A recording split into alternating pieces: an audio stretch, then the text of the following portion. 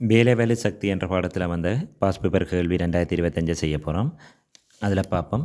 ஒரு கட்டடத்தில் ஏற்பட்ட தீயை அணைப்பதற்காக நகர தீயணைப்பு அலகிற்கு உரிய தண்ணீர் பவுசரினால் கட்டடத்தில் ஒரு குழாயின் துணையுடன் அதிக வேகத்தில் நீர் பீச்சியடிக்கப்பட்டது என்று தரவு தந்திருக்கு. இதை வச்சு கண்டு கேள்வி கேட்டுக்கிறாங்க. முதலாவது கேள்வி, கட்டடத்தின் 10 மீட்டர் உயரத்தில் உள்ள ஒரு மாடிக்கு நீர் பம்பியினால் 25 செகண்ட்களில் 100 கிலோகிராம் நீர் பம்பிக்கப்பட்டது. நீர் பம்பியின் வேலு எவ்வளோ ஆண்டு கேட்டுக்கிறாங்க. அப்போ இதுக்கு எங்களுக்கு என்ன தெரிய வேணும்னா, முதலாவது தரவுகளை குறிக்க வேணும். அப்போ இதில் தந்த தரவுகளை பார்ப்போம். நேரம்ன்றது தந்துக்கிடாக்கு எவ்வளோ வேண்டா 25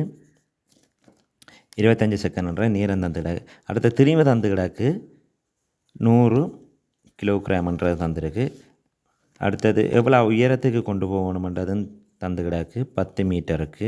அடுத்தது எங்களுக்கு புவியீர்ப்பு ஆர்முடல் தெரிய வேணும் 10ன்றது. சரி, இவ்வளோ எங்களுக்குரிய தரவுகள். அப்போ இதில் எங்களுக்கு என்ன கேட்டு கிடக்கண்டா வலுவை கேட்டு கிடக்கு. அப்போ வலுவுக்கு சமன்பாடு தெரியணும். வலு சமன் வேலையங்கில் நேரம். வலு சமன் வேலையங்கில் நேரம் என்ற சமன்பாடு தெரிஞ்சிச்சாண்டா இது செய்கிறது ஈஸியாக இருக்கும். அப்போ இதில் எங்களுக்கு வேலைன்றது எங்களுக்கு தெரியாது. அப்போ வேலை அல்லது சக்தின்னு சொல்லலாம். அப்போ இதில் இருந்து நாங்கள் மேலே உயரமான இடத்துல காணப்படுற சக்தி, உயரமான இடத்துல பொருளில் உருவாகிற சக்தி என்ன சக்தின்னா அழுத்த சக்தி. இப்போ அழுத்த சக்தி சமன்பாடு mgh. அடுத்தது அப்போ இதில் எங்களுக்கு வலு சமன் வேலையின் கீழ் நேரமன்று சொல்லி சமன்பாட்டில் இதில் வேலைக்கு பதிலாக நாங்கள் என்ன போடலாமண்டா வேலையில் சக்தின்னு சொல்லலாம் mgh என்று சொல்லி போடுறோம் சமன்பாடு. அடுத்தது நேரம் எங்களுக்கு t. அப்போ இந்த சமன்பாட்டை வச்சுக்காண்டு நாங்கள் இதன் வலுவை கணிக்க போகிறோம். அப்போ எங்களுக்கு m தெரியும் 100, g தெரியும் 10, h தெரியும் 10. மற்றது நேரம் தந்து கிடக்கு எங்களுக்கு 25. அப்போ இதை சுருக்கினோம்டா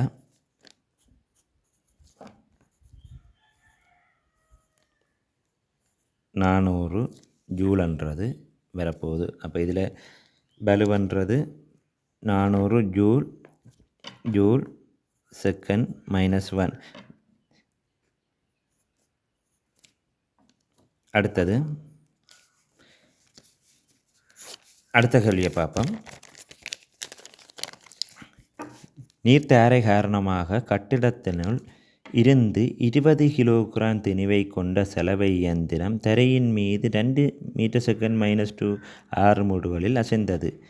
நீர்த்தாரையினால் சலவை இயந்திரத்தின் மீது பிரயோகிக்கப்பட்ட விசை கேட்டுக்கிறாங்க. அப்போ விசை கேட்டபடியாக இது நியூட்டன் 2ஆம் விதியில் இருக்கிற சமன்பாடு F சமன் MAயை பிரயோகித்து இதற்கான விசையை கண்டுபிடிக்கக்கூடியதாக இருக்கும். இதில் எங்களுக்கு தெரியும் எத்தனையாண்டதா 20 தந்துக்கிடாக்கு. அடுத்த ஆர்முடுகள் 2. அப்போ இது நாங்கள் செய்யக்கே நாங்கள் இதுக்கு குறியீடுகளை போட்டு செய்தோம்னா சுகமாக இருக்கும். அப்போ 20ல் நாங்கள் என்ன போடணும்னா குறியீட்டையும் கையில் எழுதுங்க. அடுத்தது 2க்கு பின்னால் என்ன தந்துருக்குதுண்டா ஆர்முடல் மீட்டர் செகண்ட் -2. அப்போ நாங்கள் கேள்வி செய்யக்க குறியீடுகளையும் பாவியுங்க. அப்போ இதில் வரப்போகிறது 40 கிலோகிராம் மீட்டர் செகண்ட் -2. இதை 40 கிலோகிராம் மீட்டர் செகண்ட் -2 என்ற அலகு இதுக்குரிய அலகுண்டா நியூட்டனுக்குரிய அலகு. அப்போ 40 கிலோகிராம் மீட்டர் செகண்ட் -2 சொல்லலாம், அல்லது 40 நியூட்டன் விசை இதுக்கு தேவை. அடுத்த கேள்வி, நீர்த்தரையினால் பிரயோகிக்கப்பட்ட 8 நியூட்டன் விசையின் கீழ் சலவை இயந்திரம் 3 மீட்டர் இடம்பெயர்த்தது. மொத்த இடப்பெயர்ச்சியின் போது விசை மாறிலியாக இருப்பின் சலவை இயந்திரத்தின் மீது செய்யப்பட்ட வேலை எவ்வளவு? அப்போ இதில் வேலை கணிக்கிறதுக்கு இன்னொரு சமன்பாடு இருக்குது. நீங்கள் சமன்பாட்டின் மூலமே இந்த கேள்வியை ஃபுல்லாக செய்து போகலாம். வேலைக்கு விசையின் திசை வேலை என்றால் விசையின் திசையில் பொருளசைந்த தூரத்தை வேலை என்று சொல்லுவோம். அப்போ இதில் எங்களுக்கு விசை தந்து கிடக்கு 8 நியூட்டன்ன்றது விசை தந்து கிடக்கு. அடுத்தது எங்களுக்கு தூரம் தெரியும் 3 மீட்டர் தந்துருக்கு. அப்போ இந்த 2ஐயும் இலகுவாக பெருக்கி விட்டீங்களா இதற்கான வேலை வருது 24 நியூட்டன் மீட்டர், அல்லது இதை நியூட்டன் மீட்டராக நாங்கள் ஜூலன்னு சொல்லலாம். சக்தியின் அலகு வேலைக்குரிய அலகாக இருக்க போகுது. அடுத்த சீப்பாட்டை பார்ப்போம். 60 கிலோகிராம் திணிவை உடைய ஒரு சாரதி 36 அவர் என்னும் மாறாக்கதியில் கிடைப்பாதை வழியே ஒரு மோட்டார் காரை செலுத்துகிறார். அப்போ இதை வச்சு ஒரு தரவு தந்துடாக்க அதை வச்சு கேள்வி கேட்டுக்கிறார்.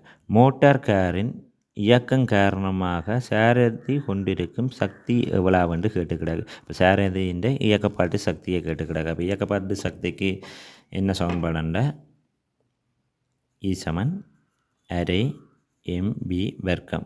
இதில் எங்களுக்கு என்ன தரவு கொண்டு தந்திருக்காண்டா 36 கிலோமீட்டர் அவரண்டு தந்துட. அப்போ இதை நாங்கள் என்னத்துக்கு மாற்ற வேணுமெண்டா மீட்டர் செகண்ட் -1 என்ற வேகத்துக்கு மாற்றி தான் இது செய்ய வேணும். அலகு மாற்றம் செய்ய வேணும் இந்த அலகை கிலோமீட்டர் ஹவரில் தாரது.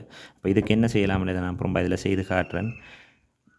36 நாங்கள் மீட்டருக்கு மாற்ற வேணும். முதலாவது மீட்டருக்கு மாற்றி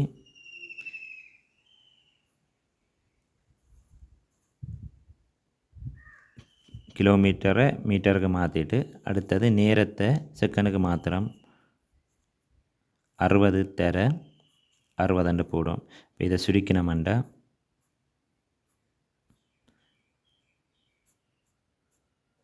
சுருக்கினா 10 வரும். இப்போ இதில் எங்களுக்கு இதில் இருந்த என்ன முடிவெடுத்திருக்கிறோம்டா 36 கிலோமீட்டர் அவர்ன்றது 10 மீட்டர் செகண்ட் -1 என்ற வேகம். அப்போ இந்த சவுண்ட்பாட்டை நாங்கள் இனி அப்ளை பண்ணி செய்வோம். சவுண்ட்பாட்டில் இதுக்கு அரை எம்முக்கு பதிலாக எத்தனை போட போகிறோம்டா 60 கிலோகிராம்,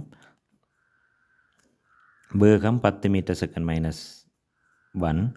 இது பி வர்க்கம் என்றபடியே இதை 2 தரம் போடுறோம். இப்போ இதை சுருக்கினோம்டா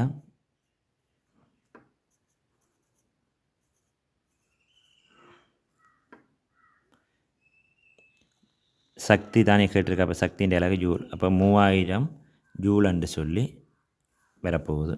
அடுத்த இதில் வந்த கடைசி கேள்வியை பார்ப்போம். பாதையில் உள்ள சிறிய குன்றின் அடியில் சாரதி என்ஜினை நிறுத்தி அதன் மூலம் காருக்கு வழங்கப்படும் விசையை நிறுத்தினார். மோட்டார் கார் முன்னோக்கி சென்று குன்றின் உச்சியில் உள்ள ஒரு சமதரையில் ஓய்வுக்கு வந்தது. குன்றின் உயரம் எவ்வளோண்டு கேட்டுக்கிடாது. அப்போ இதில் எங்களுக்கு ஒன்று தெரிய வேணும். இதில் நாங்கள் சக்தி காப்பு தத்துவ கணக்கில் சக்தியை நாங்கள் என்ன செய்ய போகிறோம்னா சமப்படுத்தின வந்த இதுக்கு விடை எடுக்கக்கூடிய மாதிரி இருக்கும். இது அழுத்த சக்தி சமன் இயக்க சக்தியாக இருக்க போகுது.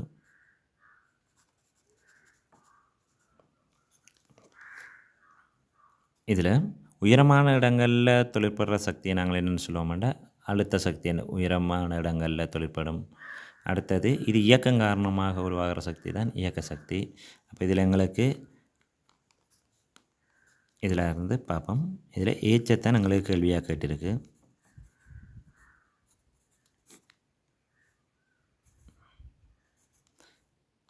அப்போ இதில் எங்களுக்கு ஏற்கனவே பி கணிச்சு வச்சிருக்கிறோம் 10.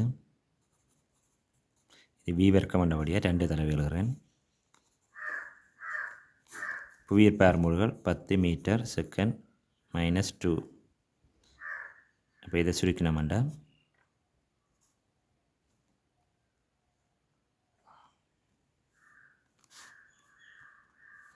அலகையும் பார்த்து நாங்கள் சுருக்கலாம். இந்த செகண்ட் -2ஐயும் செகண்ட் -1 செகண்ட் -1ஐயும் விட்டு விடலாம்.